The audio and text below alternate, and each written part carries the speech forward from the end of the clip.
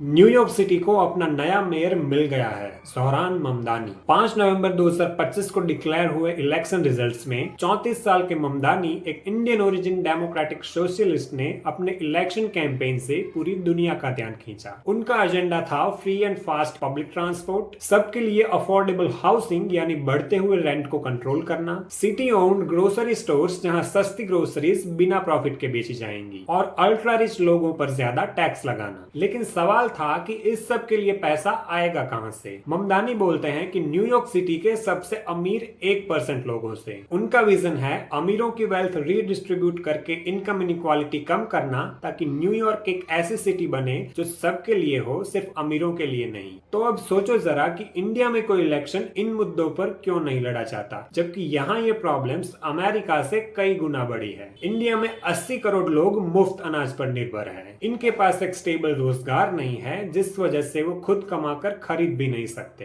Public transport की हालत खस्ता है और गरीबी का इससे एक गहरा रिलेशन है। ज्यादातर सरकारी अस्पतालों का हाल बद से बदतर है। डॉक्टर्स और नर्सेस की भर्ती नहीं होती और दवाइयों की हमेशा शॉर्टेज रहती है। इनकम इनइक्वालिटी अंग्रेजों के टाइम से भी ज्यादा है। देश की 40% संपत्ति देश के सिर्फ 1% लोगों के पास है और हमारे शहरों का AQI 150 होना अब आम सी बात हो गई है, जबकि न्यूयॉर्क जैसे शहरों का AQI मुश्किल से कभी 30 को पार करता है। तो फिर इंडिया में हर इलेक्शन मजहब, जाति और प्रांत के नाम पर क्यों लड़ा जाता है? क्यों हम असली मुद्दों पर बात नहीं करते? कमेंट करो, अगर इंडिया में ममदानी स्टाइल कैंपेन हो तो क्या लोग वोट देंगे?